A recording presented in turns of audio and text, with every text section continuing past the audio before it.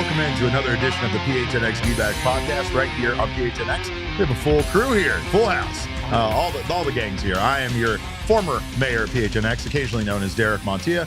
This guy next to me, he's the heartthrob, the MVP, whatever else we call him, Mr. Electric, Shawn. And it's your thunderstick, and he's still somehow somebody's vice mayor, Jesse Friedman.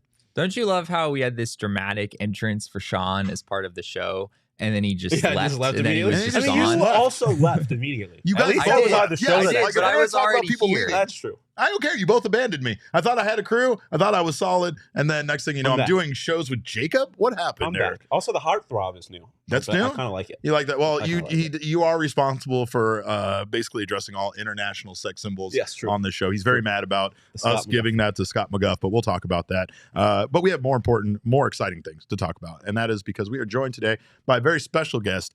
Jill Gearin from the Visalia Rawhide is joining us. Jill, thank you for being here with us. Absolutely. Thanks for having me. Hey, I mean, we are big fans, and of course, we have really enjoyed keeping up to date with the Diamondbacks minor league system because it's been very, very exciting. But I know this might be a cheesy question. I know this might be something that everybody kind of in baseball gets because I know we all have our moment when we kind of fell in love with baseball. But can you pinpoint your moment as to when you wanted to do this as a career, when you wanted to be a part of baseball and broadcast like you do? Baseball has always been a huge part of my life. I played softball growing up, played softball through college. But in terms of wanting to broadcast, I was 12 years old, interested in sports, talking with the middle school boys about sports. And they told me, girls don't know about sports. You're not supposed to like that. I went home, complained to my mom, and she said, Jill, you don't shut up and you like sports, go into broadcasting. And here we are. I love that. I love that. Not shutting up is a big not shutting up. Yeah, not shutting up is a big key there. We love that. Big part of it. Speaking of, I want to ask you, Jill, about the pitch clock and how obviously that's now made its way up to the major leagues. But I know I've talked to a number of people who do what you do, who call play-by-play for baseball games, and it seems like the pitch clock has very much changed the game. You don't have nearly as much time, between pitches to tell stories and whatnot. Maybe in some ways that's helpful. You don't have quite as much space to fill. You can kind of just talk about the game. But what has it been like just navigating this new age of baseball that we're in right now? It's funny that you mentioned that because in 2019, we didn't have the pitch clock. And the one thing I really wanted to focus on in my next season was bringing in stories, having time to talk about these guys. Well, the pitch clock has kind of prevented that, like you said. So it does make it difficult because I know these guys on a very personal level. I want to tell their stories, but I'm just not able to all the time. So I've definitely found myself telling a story and then all of a sudden 3 interesting plays happen really quick and I have to go back. So remember when I was telling you about Kristian Robinson? Okay, let's go back to that. So it's been a little bit awkward, but I think it's actually allowed me to show my personality more and say, okay, I know this is awkward, but we're going to go back to finish this. Yeah. And I think people like that. I think people understand, and they kind of like when broadcasters aren't perfect, but they're human, and I think that's something that is very appealing when I listen to games. I mean, we know it's a hard job, and we know you guys don't have all that time to tell the stories, but we do appreciate when you kind of fill us in on things we don't know about these guys. Right. Yeah. One thing I was curious about is you mentioned that you played softball in college. What was kind of that like transition from having? I mean, you mentioned you were always into baseball, but from playing softball to then calling obviously a similar sport, but a very different sport in a lot of ways, baseball. Was there any like difficulty in that transition, or did that come like just really naturally to you? It felt natural. I think the big part was that I needed to feel like I was a part of a team. I've been a part of a team since I was 6 years old, and in college, you become a family. So all of a sudden, having that stripped that away from me as an athlete was really difficult mentally. And then walking into Visalia 2019, these guys kind of took me under their wing like their little sister because I was only 22 at the time. So I think it was pretty easy, but I actually felt like having my playing experience gained me more respect from these guys because they said, okay, she gets it. She gets the mental difficulties of the sport. I don't know the professional difficulties, but I get that this sport is very hard. Mhm. Well, we know you have had a chance to call a couple of Diamondbacks games. We know last year you had the D-backs broadcast game, and then this year you got a chance to do some of the spring training games. What was that opportunity like, and was that something that felt very natural? Obviously, with you doing this for the Rawhide. It's funny, I was more nervous for the spring training game than I was for the Dodger game because that one was just 3 innings. Okay, you can get through 3 innings and be decent. Yeah. The spring training was, "Oh god, I have to do this for 9 innings, and I have to do it with an analyst that I'm not used to having an analyst." So, I was more nervous for that, and also spring training, there's so many different stories to try to talk about, and there's not Yeah. as much stats, and it doesn't matter as much or whatever. So I was more concerned about that. But the Dodger Stadium experience was actually, I don't want to say easy, but it felt comfortable, Okay. especially because that first pitch was a home run hit by Dalton Varsho. And it kind of kicked me back into reality saying, all right, it's baseball. You know how to do Yeah. this. You've done it a million times. What did you think after the spring training game, though? Did you kind of feel like the nerves, did you feel comfortable after the game was over, or what were your thoughts on how you did for that game? I think I did okay. To be honest with you, I was sick that day. Like my Ah, Oh allergies were no. acting that up. I was sucks. going to the bathroom and like coughing up a lung, and I just wanted the game to be over. Um, but I felt good. You know, I do love the Diamondbacks organization. I've been a part of it for a long time now, Yeah. and it's been fun to see the guys that I've broadcasted 4 years ago now in the majors or in Reno. Jill, I want to ask you about a player that Diamondbacks fans are especially interested in right now, Kristian Robinson making his return to minor league baseball after almost 4 years. You're one of few people who have gotten to see him play in person. What have you seen from him, both on the field and maybe off the field, with just kind of what it's been like for him getting back into the sport he loves? He's awesome. I remember the first time I met him was in Lake Elsinore, so about 8 days ago now. And I introduced myself, said, you're probably gonna have some interview requests. Just let me know if you need anything. And he just has this huge smile on his face where you can just tell he's excited to be back because he was baseball was taken away from him for a Yeah. little while. And that's really difficult when it's not only your job, but the only thing you've put that much effort into your whole life. So being able to see him be happy and excited, and the fact that he wants to talk about mental health, and I think he's really going to come into his own. Again, he's only 22 years old. He has so Yeah. much more to learn on the baseball side and about himself. And we've talked about him quite a bit on this show. And the one thing that we've talked about is just the Diamondbacks sticking by him throughout this. And, this could have been a career ending situation for a lot of players. And we're just very thankful that he was able to work his way through it. And honestly, like when you look at what he's gone through, it's kind of the way that people have been understanding of what he went through and are willing to try to help him get back on track. But he just seems so grateful and thankful that he gets to play this sport that he loves. And like that part, it's just such a wonderful story for someone that has gone through something that's as difficult as that, and to make it out on the other side and to be back with the organization. But because of how long it's taken, it's hard to remember sometimes that he's only 22 years old and that he still has a very bright future ahead of him. Definitely. I think it seems like he hasn't missed a beat at all. He struck out a few times yesterday, but he's hitting the ball well. For me, I think he seems really comfortable at the plate. I actually want to see him get a little bit better at reading the ball in the outfield. I feel like he's still a little bit delayed on that first Yeah. quick step. But again, he hasn't seen a ball off the bat other than maybe BP in Right. 3. Right. Another guy that D-backs fans are quite excited about, Druw Jones. What did you see from him in like his first taste of pro ball? And then I guess on the other hand of that, like what can you kind of tell us about his injury?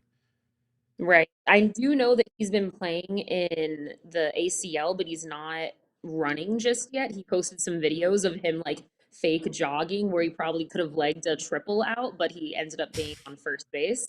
But he's the real deal in terms of his defense is like he could be the starting center fielder for the Diamondbacks right now. That's how good his defense is. His arm is great. He's fast. He has good read on the ball.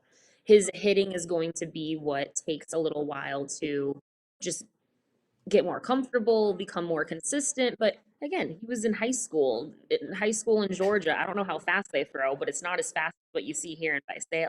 Yeah. So it's going to take a little while for that to come together. Is there anybody that like Diamondbacks fans don't really know? Is there a name that isn't, you know, like the Druw Jones and some of the bigger names as far as prospects in the system that we should be aware of? Is there anyone that like kind of has impressed you in Visalia? It's such a tough question because these guys are so young. It's Yeah. more about, I can see that they're really good at this, but they haven't figured out the mental aspect of the game. I think one guy, he is a top prospect, so people kind of know about him, is Yeah. Manuel Pena. He Oh yeah. is very smart. He's only 19 years old and he understands his role as a player. And I'm excited to see his maturity continue and translate to his actual play, not just his mental game. Another guy is Anderson Rojas. He's been our left fielder recently, and he also can play middle infield, but he's only been in the outfield. And he's also only 19. He knows his job.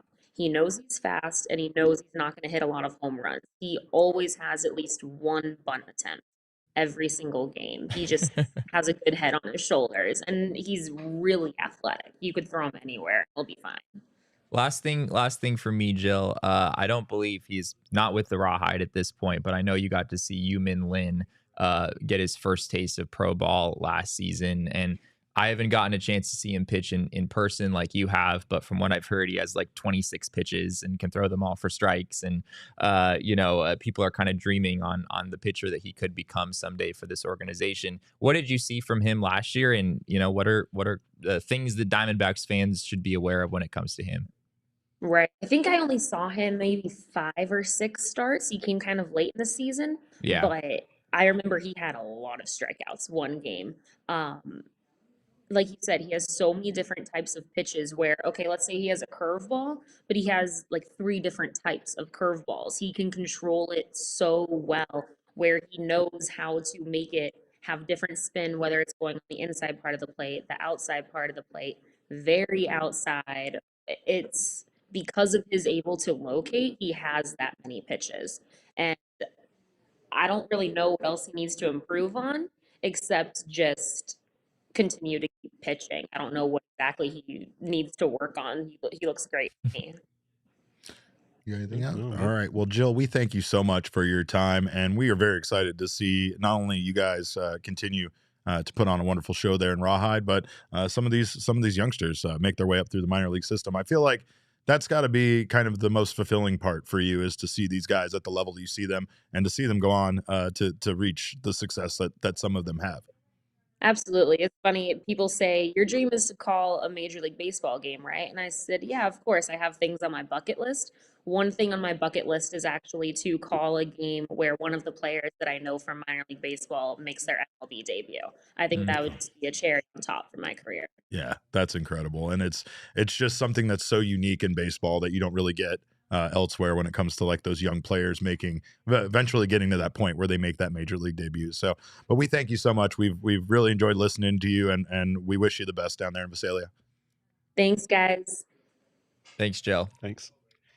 Well, that's always fun. And I mean, that's the minor league system, again, is so important to this organization because that's how they've reached this point of success that they're at now. And honestly, that's the only way that the Diamondbacks are going to be competitive, is for those players that are coming up now through Visalia and through some of these other minor league teams to be the key to the success in the future.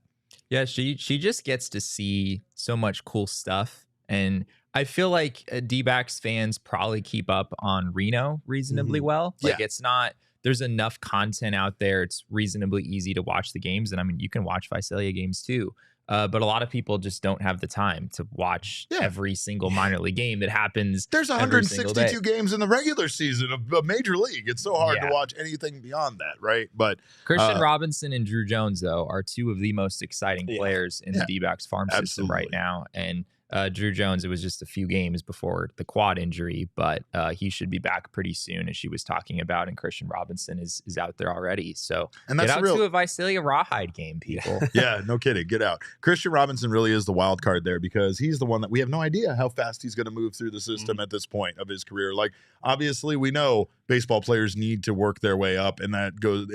It's the same reason why we even see Carson Kelly playing for the Reno Aces last night. Like, they have to start at a lower level to kind of get their feet underneath them and get back to playing condition before they can, be looking at major league level pitching and doing anything against it, right? But Yeah. Kristian Robinson definitely is interesting as far as when we're going to see him advance, how far he's going to go, and how soon until or if we even see him at a major league level. He's a large man. He's a big dude. Yeah. He's very big dude. I think Damon said it yesterday that you could tell in that interview we showed yesterday how big he is just sitting down, which that's not an easy feat to look big sitting down. But I will say this, Shane here in the office, who is the new mayor of PHNX, he looks very big sitting down, but he also looks very handsome in his Pins and Aces gear, which is the official apparel partner of the PHNX in ALLCITY. You can check out our podcast, our friends Spencer over at Big Drive Energy, wherever you get your podcast. Big news right now in the golf world with the PGA and Live thing happening. A lot of hypocrisy in the golf world right now, but you could avoid all that. You can just go play golf and enjoy yourself and have a good time, and free yourself of worrying about all of that they have going on. Get yourself some Pins and Aces gear. We of course get a ton of compliments on ours, and you can too.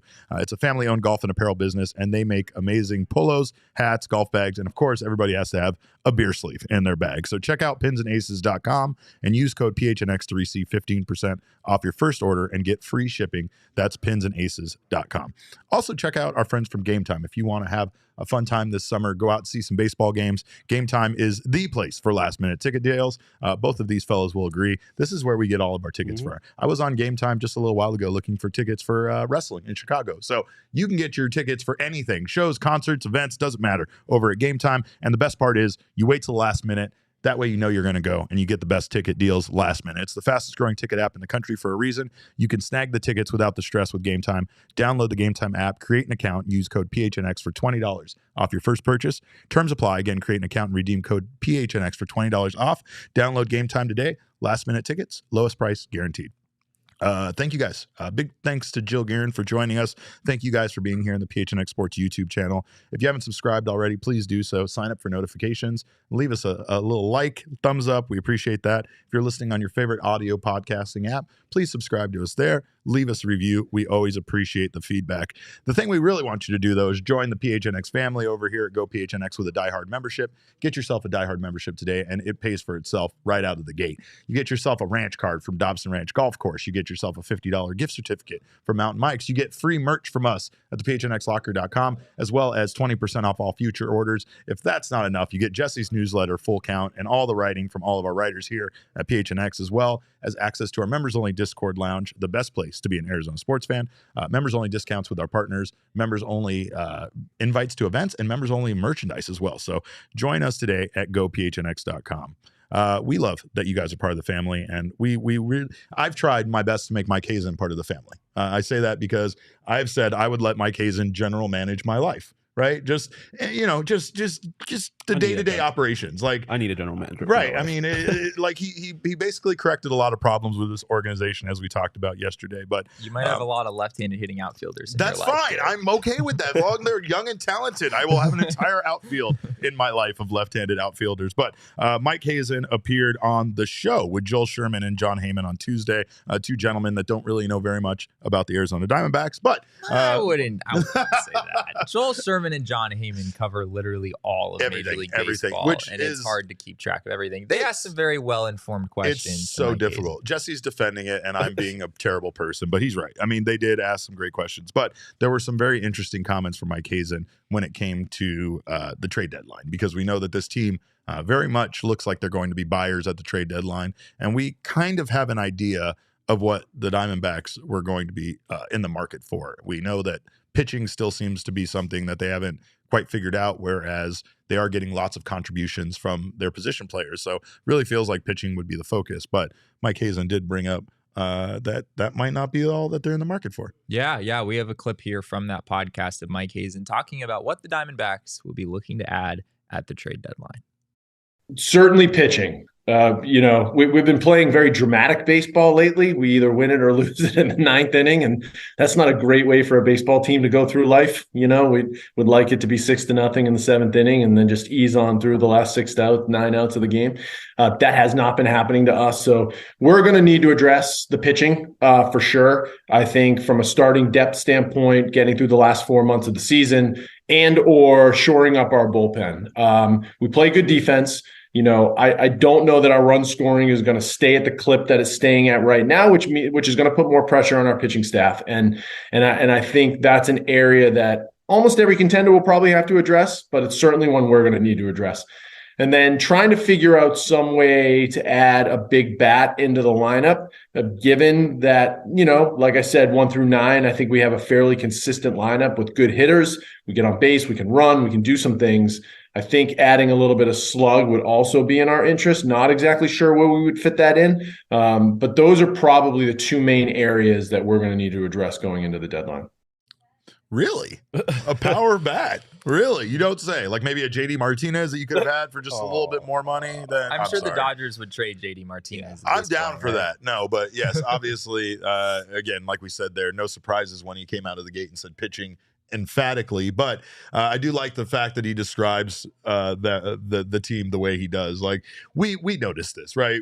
It's the reason why we have the bullpen gif that we made. It's the reason why every time, no matter how big their lead is, like he said, it would be nice for the Diamondbacks to have a 6-0 lead and just to coast through the last 9 outs of a game without any drama, without any, without it being exciting. But that's where we're kind of at right now with this team. Yeah, I mean, from a starting pitching perspective, this is something we've talked about a lot. And the D-backs have 2 really good starting pitchers and 3 not so good starting pitchers as of this point in the season. And they've cycled through some different guys in those spots and haven't really found any options that have proven to be consistent in the rotation at this point. Although Tommy Henry has pitched better of late. Hopefully Zach Davies comes around and starts to look a little more like the pitcher he was last year. It's consistency with the starting rotation, and not to say it's just with those guys that you can't count on. You just don't know what you're going to get out of them on any given night. The bullpen, kind of the same way, right? Like the bullpen can be excellent at times, like we saw yesterday, and then they can, blow the game like Miguel Castro did against the Braves. Yeah, I mean that's what he's talking about with the dramatic baseball. Like, it is. I mean, it's fun when you're on the right side of it, but. Yes, you'd rather be blowing out teams. You'd rather comfortable wins. Right. They're on the right side of it more times than not, but we've also seen them not be on the right side. And I mean that's not a sustainable thing. You saw that with the Marlins earlier this year. They were like unbelievable in 1-run games, and it's like that is not going to be take even if you are on the right side of it most of the time. That's a great point. Yeah. But I just also think that I don't know. There's something that it feels as if I feel seen. No, having Mike Hazen say no, this is not how baseball teams should work. The bullpen should be able to make things less exciting when you have a plus 3-run lead, but a 3-run lead does not feel safe currently with this team. So it's good to know that that's something they're going to address. The big surprise there being him bringing up that power bat, right? That's not something that I think we necessarily expected to hear from him, but I don't think he's wrong. I think Kristian Walker was our power bat, and Kristian Walker really isn't a power bat this season. I'm fine with him being more productive. Kristian Walker is at 12 home runs? I mean, he's on pace for a 30-homer season. I'm just saying. You need 45 from him, Derek, correct. in order to be called a power bat? Kristian Walker's been doing a better job at hitting. He's a better hitter than he was last year with all of the, smoked 107 mile per hour exit velos that would go right towards a defender. It feels like he's contributing more, but just not necessarily so one-dimensional as far as being a power hitter, right? Sure. But I feel like the Diamondbacks really do lack consistency when it comes to power. And I think we've seen, especially, that could be his way of addressing what we talked about, which is late in games, they're just unable to produce offense. Yeah. I know you're talking about it, but the question is, who is that power bat? But I mean, I would agree. Plus, I think from a fan perspective, pitchers and all that are fun, but you love... I mean, people dig the long ball. You love chicks dig the long ball. A guy to show up and just start just hitting rockets. But I mean, I don't know. I don't know necessarily that the team needs it, it would be nice. No. But that's not Yeah. it's not their identity at this point. It's they play a different way, and I think that is part of why this team is so good, is it makes teams uncomfortable with the way they play. And obviously that doesn't necessarily change just because you add a power bat, but I don't know whether it's necessarily like the most necessary thing, but it doesn't hurt, I guess. Yeah. I mean, clearly Mike Hazen intends on being aggressive, right? I mean, if the D-backs went out and got like a legitimate middle of the order type of bat, I mean, that would be really, I mean, this lineup is already pretty good. Like this lineup is already get on base. They, runners in scoring position, scoring has been a big problem for them. Scoring late has been a problem for them. And those are the things that could change with that threat in the lineup. Yeah. It's just like, all right, well, let's come up with a list of power bats that are available around the league right now. I started that process earlier today, and did you add any names to your list? I mean, Elaine Thomas of these Washington Nationals, also on my Diamond Dynasty team. Also on your Diamond Dynasty team. He sucks on that. Much better in real life. It's hard to say, honestly, and this is part of a larger narrative that we've touched on a little bit, where it feels like there are so many teams right now that are still in the mix, especially given expanded playoffs, that who is actually going to be selling come the trade deadline? I mean, there's really only a handful of teams right now that you could comfortably be called sellers. And a lot of those teams are very bad. And they're bad because they don't have players that teams would be interested in. Right. So, and some of the good players that they have, like if you look at the A's roster, or the Nats roster or something, some of the better players they have are long-term pieces for them. So they're probably not interested in trading those guys anyway at this point. So, Mike acknowledged that at another point in the interview. He was asked a question about the market in general and if he's a little bit concerned about there just not being enough out there for teams that are looking to buy. And he acknowledged that, that does seem to be the case. He also made an interesting comment about how he wonders if that might work in the Diamondbacks' favor. Obviously, there are some teams in this division that tend to be very aggressive at the trade deadline, and maybe those teams won't be able to make the moves that they normally want to make because there's just not going to be a lot out there. But it works in both directions. I mean, that would hurt the Diamondbacks too if they're not able to add the pieces that they want to add. As far as this power bat is concerned, Mike said there that he doesn't know exactly where that would fit in. I'm assuming he's talking about from a position standpoint. Like, what position does this player play? Yeah, are you going to get an outfielder that power bat or a first base power bat? It can't really be a first base thing because of Kristian Walker, unless you played him at DH. But if you play him at DH, then that obviously steals that spot away from Evan Longoria and Lourdes Gurriel and other guys who have been occupying that spot. But outfielder is pretty much the best thing that I can come up with at this point. If Kyle Lewis does come back up to the big leagues and struggles, then that would be like that Pavin Smith, Kyle Lewis extra outfield spot. That would maybe become the spot where it's like, okay, we can upgrade here. And they could use another outfielder, right? I mean, you could see on a playoff roster, you would have Corbin Carroll, you'd have Lourdes Gurriel, you'd have, at least as of right now, Jake McCarthy, maybe not Alec Thomas. And there's room to add another probably right-handed hitting outfielder into that mix. But looking around the league, the options, it's not necessarily an inspiring list at this point. Diamondbacks don't need a power bat. They already got one. His name is Lourdes Gurriel Jr., and they lucked out to get him. Man is hitting 310 with 9 home runs this year, which is, I think, 4 more than he had all of last season. So there's your power bat right there. All jokes aside, Varsho has been very good. He is. You want to trade for Varsho at the trade deadline? Is that what you're saying? That's what I'm saying. No, 10 game hitting streak for Varsh. But we talked about how much he contributed to the offense last year and how much losing him both defensively and offensively meant. But he, again, he was a lot of their power. He drove in a lot of runs for this team. I think the Diamondbacks still, though, are in a good position, like you said. I don't feel like it's a necessity. I do feel like trading for some sort of pitching, like to bring in at least one pitcher, whether it's a starting rotation pitcher, whether it is a bullpen arm. I think things can shift around once they trade for whoever, if it is a starting pitcher. But I really feel like that's the area to address. But we'll see what happens. And I mean, we're going to be talking about it a lot, so we'll have plenty of time to speculate on power bats. And I'm still not giving up on the idea of them trading for JD Martinez. Speaking of Lourdes Gurriel probably Jr. should. Yeah, probably should. Okay. I don't mean to burst your bubble. Don't ruin it. Don't ruin this for me. He remains out of today's lineup with the groin tightness, so Lourdes will not play today. but the entire Arizona Diamondbacks team might not play today because we don't know if today's game is going to be canceled or not. They are looking at canceling some of these East Coast games, including the Yankees game this evening. This is what Washington, D.C. looks like right now. So things aren't great there. It is the end times. Yeah, it really is the end of times going on up there. So we'll keep you posted if anything comes up during the broadcast. It sounds like they're going to be okay. I think they're going to be okay. It sounds like New York has it a lot worse than Washington, D.C. The does. pictures of New York are crazy. Yeah, New York is just straight orange. This is kind of like a grayish, pinkish haze. So DC is in better shape than other places in the Northeast right now. One thing I would say is I feel like this puts the D-backs as a fast team, a team that likes to play with speed. Having poor air quality does not help them. No, probably not. That's a great point. That is a great point. I hope they have their Shady Rays with them up there is all I can say, because of course, even though it's not very bright out, maybe that'll help them keep some of that grossness out of their eyes. Shady Rays, of course, is gear built to last. Premium polarized shades, and it's an independent sunglass company with an absolute world-class product.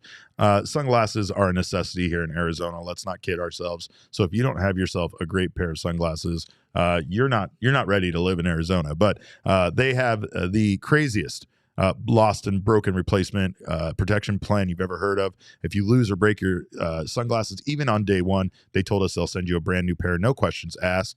They have your back long after you purchase. So you can shop their entire collection at their brand new location at the Kierland Commons, full stop shop for all things Shady Rays. Exclusively for our listeners, Shady Rays is giving out their best deal of the season. Go to shadyrays.com and use code PHNX for 50% off 2+ pairs of polarized sunglasses. Try for yourself the shades rated 5 stars by over 250,000 people. So there you go, Shady Rays. We could throw shade right now at all of that smoke, and maybe even throw a little shade at the fact that they're still having that game. I don't know. I want the players to be okay, but also double headers to make up games suck. I will say this, though. No road trips to D.C. It's too far of a drive. Diamondbacks will be back here, though, soon. And we need to go on a road trip. We need to figure out a road trip for the three of us to go on. Of course, we're going to stop by Circle K, mostly just to visit. Yeah. I'm sick. Damon's going to be remote. Which car only holds 3 people? It only holds 3 people. Our bag's got to go somewhere, Damon. We can't fit a 4th spot for the producer I'm in there? sorry. You're not going to be comfortable. That was a Derek Yeah, decision. I really that was did. made unilaterally. I'm sorry, but We all know Derek's the type of guy for like a weekend trip to have 4 suitcases that weigh 50 no, pounds. he's absolutely so. right. I take a lot of stuff with me, and I apologize to whoever gave us a thumbs down for forgetting Damon. I think it was Damon. Damon, low-key, gave us a thumbs down, but you give a big thumbs up to Circle K because we're excited to partner with our friends over there. Check out your local Circle K for the best coffee, beer, snack selection, premium gas, and of course, if you're going on that road trip, fill up at Circle K. They have the Polar Pops that stay cold longer, ice-cold coffee for $1.89, 12 packs of beer for just $9.99, and so much more. Make sure you're not missing out on all this great stuff right now. Text PHNX to 31310 to join the SMS subscriber club. You'll get a buy one, get one free offer on a 32-ounce Polar Pop. Head to circlek.com/store-locator to find Circle K's near you. And of course, you can pick up wonderful Four Peaks beer at Circle K or wherever you get your beers. And Four Peaks is the official craft beer of the Arizona Diamondbacks. At Chase Field, hop over to the Four Peaks draft room where we had an absolute blast the other day, watching baseball and getting something good to eat. I say we, and I pointed to these guys, and neither one of them were there, so I shouldn't have done that. But our takeover events are a blast. Check out the events page in our show notes to find dates and tickets, and we will be meeting at the Four Peaks draft room. We'll also be doing having lots of fun out there. One of those games is for the throwback jersey, so don't miss that night because you're not going to get into the stadium any easier than with your friends at PHNX. You can follow Four Peaks online at Four Peaks Brew or at Four Peaks Pub to keep up with the latest Arizona's hometown brewery. Must be 21 years or older to drink Four Peaks, and please drink responsibly. Check out their Four Peaks for Teachers promotion. Kids are back at home for the summer, so let's thank a teacher. Every year, Four Peaks donates school supplies to teachers around the valley, and school is starting before you know it. My daughter goes back to school on July 31st. That just seems criminal. Wow. That is her first day of school this year is July 31st. In New York, we went to school like after Labor Day. We went the second week of September. That's the way it's supposed to work. So school will be back in session before we know it. Yeah, I know. I thought that's why we do that here, is to keep them out of the heat. But I guess there's no more portables like there were when I was a kid, and I just sit in a lack of air conditioning portable. But make sure to support our friends over at Four Peaks and for the teachers. So check out 4peaksforteachers.org to nominate, donate, or reserve a kit for the Teachers Tuesdays. We got power rankings, you guys, because today is our other 1 p.m. show this week. We will be doing a post-series show tomorrow and Friday, so make sure to join us for that. But Jesse, power rankings time. Let's go. Let's do it. Let's take a look at let's show them power rankings. No change at the top. Yeah, it's kind of boring this week, honestly. The Rays, Rangers, and Astros are still all 1, 2, 3. I got a little bit close to putting the Rangers number 1 because they're just an absolute madhouse right now. It's they're crazy. 40-20. They have the best run differential in baseball, including over the Tampa Bay Rays. But Are the Rays coming back down to earth? Do you feel like that? Yeah, sort of. I mean, they're still playing pretty darn good baseball right now. So the Rays hold on to number 1, Rangers number 2. I did mix some things up in the middle here. I have the Braves moving up a couple spots to number 4. That loss really impacted you, huh? Yeah, I guess so. Yeah, they beat the D-backs 2 out of 3. They must be the best team in baseball. Must be the best team in baseball. Well, they are the best team in the National League as far as record wise, so they do deserve to be up there. Yeah, and then the Orioles, I know there's still going to be some people who are angry that I have the Orioles at number 5. Yeah. I think I should have them at least like top 3 or something, but they've cooled off a little bit of late, and they're still about plus 40 on the season. Their run differential really doesn't compare with some of the other top teams in the league. I remain a little bit skeptical of their pitching staff. Rough week for the Dodgers. They've lost 3 games in a row, paving the way for the D-backs to take the lead in the NL West. They're struggling right now without both Dustin May and Julio Urias. They don't have maybe quite as much pitching depth as they've had in past years in order to weather that storm. The Yankees, it feels like they've been at number 7 for like 4 weeks in a row. They stay there. Pretty sure it's been exactly 4 weeks in a row. I think I'm right on that. It just apparently the Yankees are just by definition the 7th best team in baseball, and the D-backs are pretty much by definition the 8th best team in baseball because they've also sat there for a while. The other thing I don't understand, how are the D-backs not above the Dodgers, Jesse? How are the D-backs not above the Dodgers? Or the Yankees? I like them. Who is the number 1 team in the National League West? Is it the D-backs or the Dodgers? I just want you to answer that question. But power rankings are not the same as standings, Derek. Not in my head. As much as I know it would make everyone so happy if I did do that. I'm not quite there yet. The Dodgers are plus 54. I believe the D-backs are plus 24. And I still think in the long term, once the Dodgers get healthy again, they're going to be in a pretty good spot. Not to say the D-backs couldn't surprise some people and win the NL West, but right now I'm not betting on that just yet. They're definitely going to have to pad that lead. Like the Diamondbacks have to take advantage of the easier part of this schedule in June and do everything they can to take advantage of the Dodgers not playing good baseball right now. Mm-hmm. I feel like that's the only way they can do it. And I know that sounds very desperate, but like they really do need to have a sense of urgency. Despite this not even being the middle point of the season, about this part of the schedule, I feel like. Yeah. I would like to see them run away with it, obviously, but I wouldn't hate seeing a good old fashioned race for the division at the end of the year. Like just a good last game of the season type thing. Who wins the division? Yeah. My concern with that is like what Jesse said about the Dodgers is I feel like the Dodgers are going to get pieces back. They're going to get Dustin May back. They're going to get Julio Urias back, and they're just going to be an extremely good team. And in the meantime, they're going to have figured out ways to win without those guys. Much like what we're seeing with the Texas Rangers. Now the Texas Rangers lose DeGrom for the season, and it doesn't feel like that is going to hinder them. It doesn't feel like that's going to hold them back from being one of the best teams in baseball. I don't get that. I don't either. But like this was a team that just spent $500 million with a B on players just a few off seasons ago and didn't see that immediate return. But baseball is like that. You don't see an immediate return sometimes when you spend the money. It takes a while for teams to galvanize and come together. That's kind of what's been the most impressive thing about this Diamondbacks team is with the additions that they've brought on, those additions have become such a part of this team, including Lourdes and this goddamn purple hair that I have and we're seeing on TV. Like other people out there in Washington Nationals, there was a guy in a Dodger or in a Diamondbacks uniform with purple hair at the Nationals game. It's catching on. It's the Lourdes Gurriel fever is catching this country by storm. But like the Diamondbacks have done a good job at bringing a lot of parts together that weren't part of this team last year, and those parts have been key to them being in the position that they're in right now. My number 10 team is the Miami Marlins. And to be honest, at this point, I'm just like cycling through different teams. You're just throwing them up there, just like giving them their chance. I had the Mariners last year. Yeah. They had a bit of a rough week. I've had the Twins on there in the past. But the Marlins are 34 and 28. I continue to be skeptical because they've allowed like 30 more runs than they've scored. But Luis Ariz is hitting 400, and apparently that's all they need, I guess. Yeah. The man hits 22% of his hits are hard hit, 95-mile-per-hour exit velo or more. 22%. That's crazy. That's really low. That is crazy. You Very know, low. so Yeah, I mean, like I said, I don't think their success is very sustainable, like winning close games and stuff like that. But it's, I mean, I don't know how much longer they can keep doing it to where I have to give up that take. Like if they keep winning close games, then I guess it is sustainable. But well, and that's something that you could say about the Diamondbacks at times, because the Diamondbacks haven't found like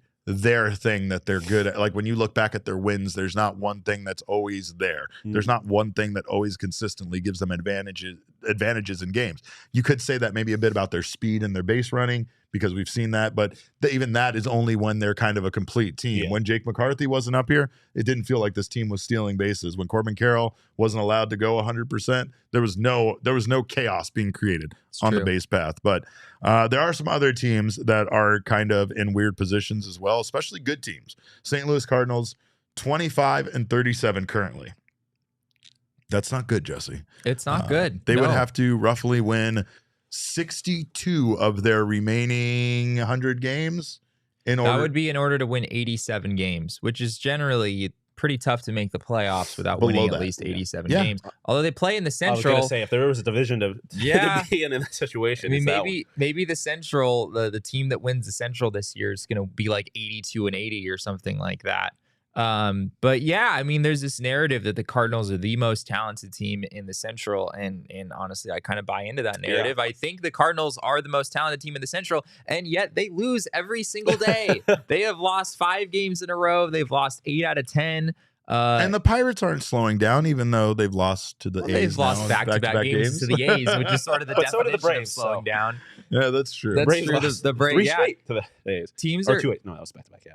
Teams are apparently losing to the A's now. Apparently that's a thing. That's accepted in the baseball landscape now. But yeah, the Central is just weird. The Central is bizarre, and the Reds have Elly De La Cruz, and I'm not entirely convinced that the Reds won't win this thing when it's all said and done. It feels like everything's on the table. That comeback victory over the Dodgers was absolutely electric last night. Impressive. It's what put our Diamondbacks into first place in the National League West. It gets back to what you were saying earlier about like where are the trade candidates, because even like the Cardinals, like you said, are probably the best team on paper, and they're last in the division. That people talk about some of the potential trade candidates for the Reds, but like you said, they're 5 games back in the division. And the Cardinals aren't going to have some fire sale just because they don't make the division. Like they know you wouldn't think so. You wouldn't think so. You wouldn't think so, but you never know. I listened to the Roundtable. It's one of the athletic shows yesterday, and they were talking about the Cardinals trading one Paul Goldschmidt at the trade deadline. Stop it. Power bat. Stop. Power bat. Right-handed power bat, right? No, I mean, maybe it would make some sense for the Cardinals to not like sell off pieces, but maybe retool a little bit. They do have a bit of a traffic jam in their outfield, much like the Diamondbacks had and sort of still have. So I could see the Cardinals selling off like a pretty good major league caliber player, but yeah, by and large, I mean, none of those teams in the Central are out of it at this point. I think they all could talk themselves into being able to win that division. Well, and that's the National League as a whole, right? I mean, look at your power rankings. Like, you're dangerously close to only having 3 National League teams on your power rankings. Yeah, I mean, it's like the Nationals probably not going to make the playoffs. The Rockies probably not going to make the playoffs. Is there any other team right now in the National League that is like completely out of it? Yeah, I don't think so. Well, yeah, like, it's crazy when you look at the standings, because there's the Braves, but like all the best on paper rosters in the league or in the National League are like not playing well. Right. The Mets spent a whole bunch of money. Obviously, we already talked about the Cardinals, 30 and 31, and lost 4 straight. I mean, the Dodgers are whatever. Like they're with injuries too. and they've lost 3 straight. I don't know, but like the Padres, like they spent a bunch of money, and obviously all those teams have like their problems, but. Yeah, Padres on paper should have been very good. Padres are 5 games below 500 currently, and that's just crazy considering as Jesse pointed out in our notes, that they have a +9 run differential. Yeah. Like still minus money, minus odds to make the playoffs. Some of their wins have been substantial wins, but they're just not winning consistently. And like their offense shows up in bunches and then completely disappears. And I know that's something we've talked about with the Diamondbacks, but man, the Padres are even more frustrating if you're a Padres fan, because that they're like, again, when you talk about the what happens to an entire team when everybody can't hit. Well, that's the Padres at times, and it's got to be frustrating considering the talent that they have in that dugout. I mean, specifically with runners in scoring position, the Padres are like otherworldly levels of bad right now. That's a big part of the issues. Yeah, I think I'd seen a stat that no team ever has finished below 200 with runners in scoring position. And last time, it was before the weekend, but last time I saw they were batting 196 with runners in scoring position. So crazy. They are close to being, like you said, historically bad in with runners in scoring position. It's such a weird thing that happens on all-star teams like that, because I have this theory that, again, and we might have even talked about on the show, but like a lot of these guys were the best player on their team up until this point in life. And even when they reached the majors, they might have, like a Juan Soto, a Manny Machado, they might have still been the best player on their team even once they reached the major league level. Won a World Series MVP, didn't he not? Right. But then you get them together in this collaborated kind of like all-star team situation. And it almost feels like they are all kind of letting the other, because they have so many other studs around them that they don't have to be the guy anymore. And I don't know if that impacts players. I don't know. I don't think that's the situation with the Diamondbacks when their offense all goes cold. So I think it's just this weird thing that happens in baseball where an entire team can kind of be in a slump. But I'm glad they are struggling. Yeah. I'm glad the Dodgers are struggling. They are. I'm glad they're all team struggling. Still. Like, I mean, you look at Fernando Tatis and Juan Soto. Like, they're still pretty young guys. So I mean, them struggling is like, I mean, I have a hard time believing that this is going to be like this all year. Yeah, no, you're right about that. Yeah, that's like the sleeping giant problem there when it comes to them. And the same thing with the Dodgers when they get healthy. And even in the meanwhile, the Dodgers are still winning games. They're still not awful. They're just not the Dodgers. You know, they're not 50 games above, 500 by the end of, June. But I will say that the Diamondbacks do have an opportunity once again to really pounce on this division and maybe do some things that even they weren't internally expecting to do this season with the way some of these other teams are going, especially the teams that spent a shit ton of money in the offseason. Like that feels just that feels so good. It feels so vindicating to see that you can't just throw money at a problem and have it work itself out. But if there's any sport that is like that in, it's baseball. Yeah. That's why the Rays are number one there. All those teams that spent a bunch of money or have spent a lot of money in recent years, they're the teams that are kind of struggling the most. Like the Phillies have a really high payroll. They haven't been particularly good. And the Padres, as we discussed already. So yeah, I don't know. It's why teams don't do that. Like we were talking yesterday about the Marlins and the way the Marlins kind of just abandoned their entire roster twice after they won a World Series. Like just bye. I mean, I saw Jesse. I literally just started actually reading the book Moneyball, and like, I mean, one of the things he mentioned at like the very beginning of the book is like historically the teams that have spent a lot of money they're not always winning. Like the Dodgers have always spent a lot of money and they've only won World Series recently. Obviously, the Mets, the Yankees only have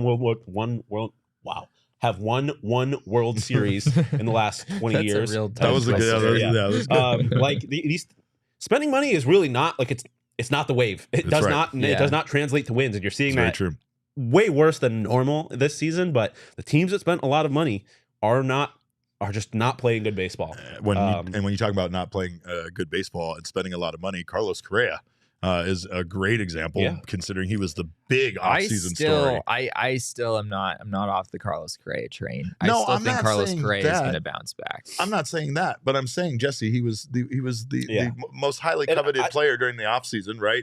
The teams were willing to literally break the bank on him coming in. You had two teams pass on him due to physicals, and now here he is struggling this year and having issues with the exact foot that they were talking about and probably having problems with. I mean, it's a weird situation that you see in baseball. You don't really see in other sports. It's like not everyone's making money. Like not everyone's making a lot of money. So you get to these situations where these teams, everyone's making a lot of money. Everyone knows the team's making a lot of money and they're expected to make a lot of money. And then you run to teams like the A's who aren't, and obviously the A's are not playing well this year, but recently teams have been losing to this team for no reason. Like, Yeah. you come into that situation, guys like the A's are like, these guys over here are making, one person is making as much as our entire roster. There's a different or his energy entire coming. franchise. Yeah, there's a different energy coming into that game or just into the season where it's like, we have nothing to lose. Like, we're not expected to be good. Meanwhile, you look at these teams like the Mets and the Padres who are, and they have a terrific amount of pressure on them from the fans, from the owner who is spending all this money, especially a team like the Padres who are not supposed to be spending this kind of money.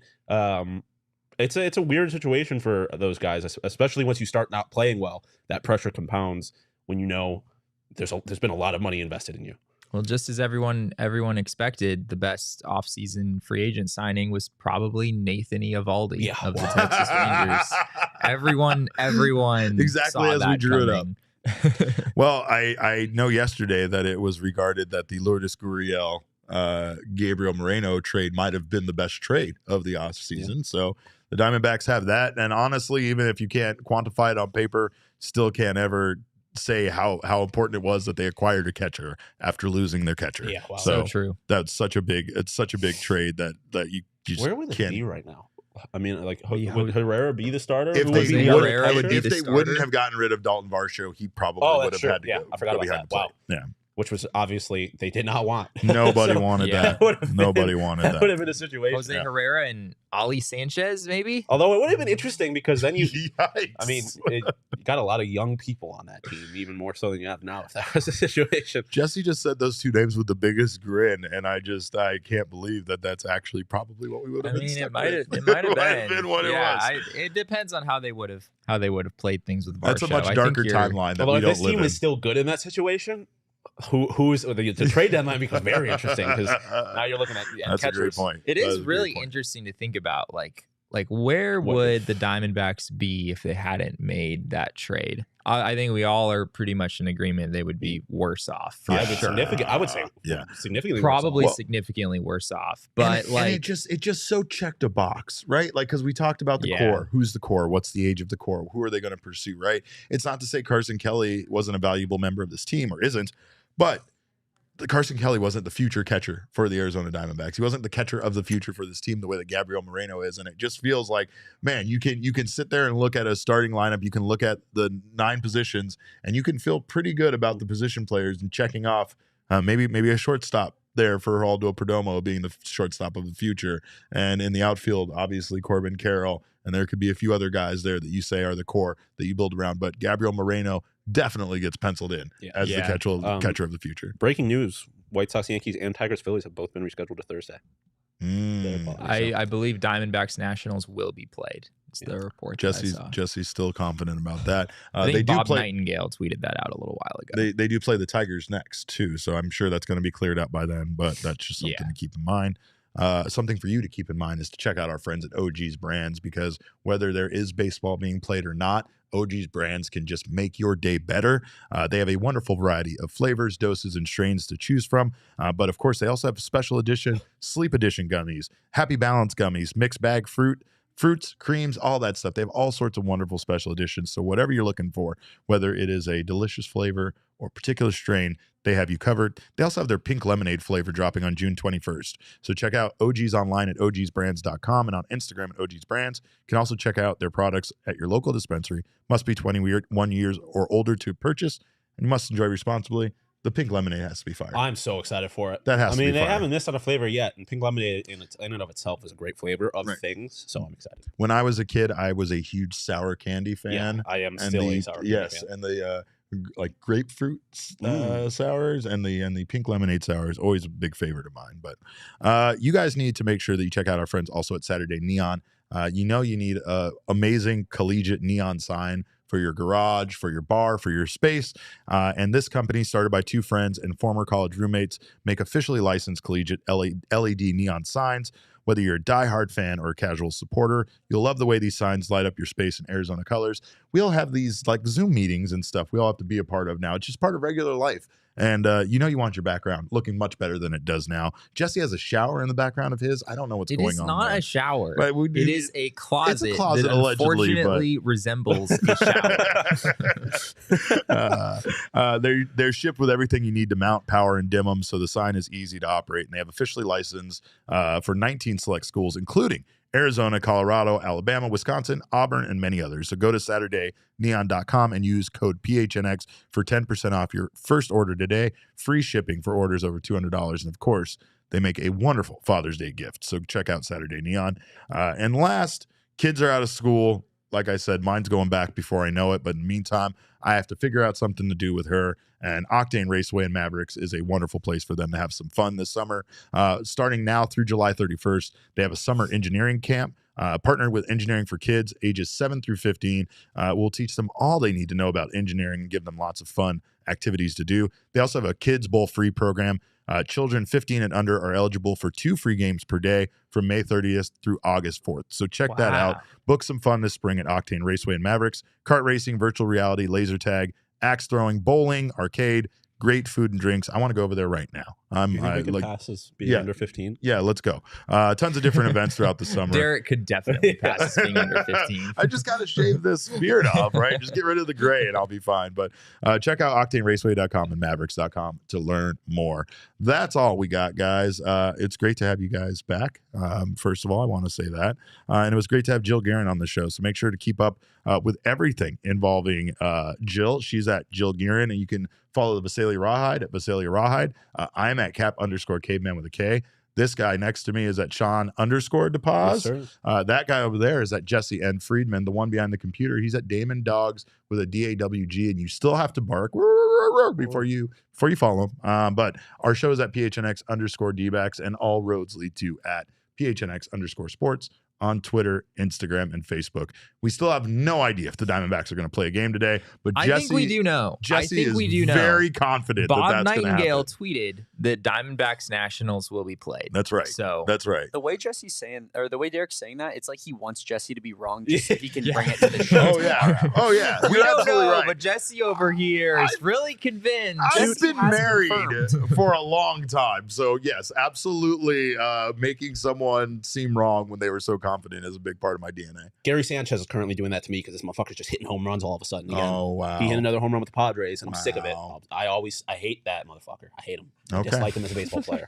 There you go. And that was making me feel bad. He's like the Antonelli cheese shop of players. He is the Antonelli cheese shop of catchers. His defense was dog shit. Would you like to explain that to the people, Sean? The Antonellis or do people know why Well, you Jesse, dislike I the- mentioned it. I won't go not. into How much detail. time you got? I mentioned it on the watch along before. They've committed atrocities, unspeakable Oh my atrocities. God. And so I hate them for it. We're gonna be in so much trouble with the cheese people. We are anti-Antonelli. I don't think they run that commercial anymore, do they? No, I don't think they did. I think they got rid of him. Yeah, well, it's while we're gone. saying stuff, I don't think Sweet James can dunk a basketball. He cannot. There's no shot. There's not a shot. Throwing that out there. Anyway, we thank you guys for your time as always. You guys are the best. On behalf of this crew, we appreciate your time. And remember, kids, baseball is fun, but it's so much more fun when Bob Nightingale says you're going to play baseball.